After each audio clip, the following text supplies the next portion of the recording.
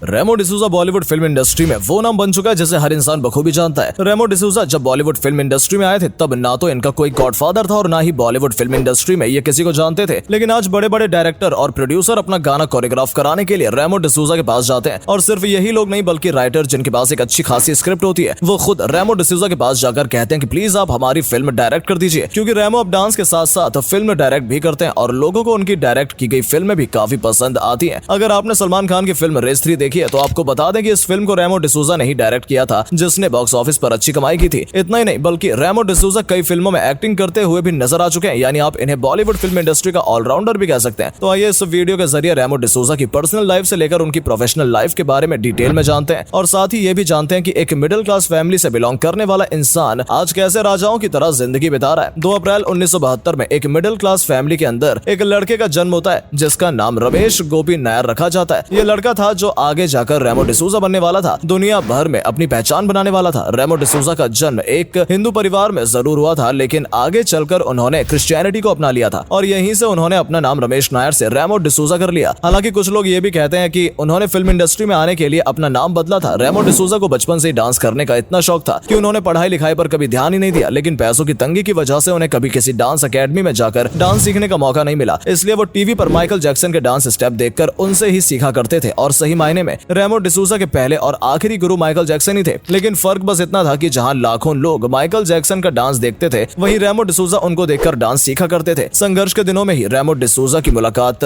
लेजेल से हुई थी, जो कि एक कॉस्ट्यूम डिजाइनर थी। उन्होंने रेमो डिसूजा के स्ट्रगल के दिनों में काफी मदद की और यही वजह है कि ये नजदीकियां प्यार में बदल गई और रेमो डिसूजा ने शादी करने का फैसला किया। आपको बता दें कि आज रेमो डिसूजा के 2 बेटे हैं जिनका नाम ध्रुव और गैब्रियल है। रेमो डिसूजा ने अपने करियर की शुरुआत भले ही कोरियोग्राफर के तौर पर की हो, लेकिन आज वो कई फिल्मों को डायरेक्ट भी कर रहे हैं और इतना ही नहीं बल्कि फिल्म अफलातून में इन्होंने एक्टिंग में भी हाथ आजमाया था और रेमो डिसूजा के चाहने वालों ने उन्हें इस किरदार में भी काफी पसंद किया था। हालांकि रेमो डिसूजा आज के समय में कई रियलिटी शोज जज भी कर रहे हैं और इन सभी रियलिटी शो से वो अच्छा खासा पैसा कमाते हैं। आपको बता दें कि मशहूर reality show dance plus dance को जज करने के लिए रेमो डिसूजा पहले एक एपिसोड का तकरीबन 3 लाख लेते थे, लेकिन आपको जानकर हैरानी होगी कि डांस प्लस का जो नया सीजन आने वाला है उसके लिए रेमो डिसूजा ने अपनी फीस बढ़ाकर 7 लाख कर दी है, यानी अब रेमो डिसूजा एक एपिसोड के 7 से 8 लाख चार्ज करेंगे। इससे पहले मशहूर reality show dance India dance तो आपने देखा ही होगा। इस शो को जज करने के लिए भी रेमो डिसूजा एक एपिसोड का तकरीबन 3 लाख चार्ज करते थे। इसके अलावा Remo D'Souza dance India dance little master भी जज कर चुके हैं और इसके लिए भी उन्होंने हर एपिसोड का 2 से 3 लाख चार्ज किया है। Dance India dance little master show के बाद से रेमो डिसूजा की फैन फॉलोइंग बहुत तेजी से बढ़ी थी और इसके पीछे एक बड़ी वजह यह थी कि रेमो डिसूजा ने शो में कई कंटेस्टेंट की मदद की थी। इनमें से एक कंटेस्टेंट का नाम हिमांशु था जो 8 साल का था। उनकी माँ एक सिंगल मदर थी और उन्होंने हिमांशु को स्टेज तक पहुंचने के लिए काफी लोन लिया हुआ था और इस बात का पता जब रेमो डिसूजा को लगा तो उन्होंने सारा लोन खुद भर दिया ताकि हिमांशु और उनकी माँ के सपनों के बीच में गरीबी ना आए। इसके बाद से रेमो डिसूजा के चाहने वाले और ज्यादा बढ़ गए और लोगों को इस बात का भी पता लगा कि रेमो डिसूजा टैलेंटेड होने के साथ साथ एक अच्छे इंसान भी है। आपको बता दें कि एक जमाने में रेमो डिसूजा को अपने घर में डांस अकेडमी तक जाने के लिए भी पैसे जोड़ने पड़ते थे, लेकिन आज रेमो डिसूजा के पास कई महंगी गाड़ियां हैं जिनमें रेंज रोवर इवोक है जिसकी कीमत तकरीबन 70 लाख है। इसके अलावा मर्सिडीज बेंज जिसे खरीदने की चाहत हर इंसान करता है, उसकी कीमत 45 लाख है। रेमो के पास 4 करोड़ की रेंज रोवर एलब्यूबी है और इसके अलावा 20 लाख से 25 लाख के बीच में रेमो डिसूजा के पास और भी कई गाड़ियां हैं जो उनकी कार कलेक्शन को और भी ज्यादा शानदार बनाती है। रेमो डिसूजा के पास पैसे कमाने के एक नहीं बल्कि कई तरीके हैं, जिनमें से एक तरीका सेलिब्रिटी कोरियोग्राफर बनकर पैसा कमाने का भी है। कुछ समय पहले रोडीज नाम का एक रियलिटी शो आता था जो लोगों के बीच में काफी पॉपुलर था। आपको जानकर हैरानी होगी कि इस शो में रेमो डिसूजा सेलिब्रिटी कोरियोग्राफर के तौर पर गए थे और इसके लिए वो एक एपिसोड का 12 लाख रुपए लेते थे। 2011 में रेमो डिसूजा ने अपनी पहली फिल्म डायरेक्ट की थी जिसका नाम था फालतू। इस फिल्म का नाम ही सिर्फ फालतू था, लेकिन फिल्म के जरिए लोगों तक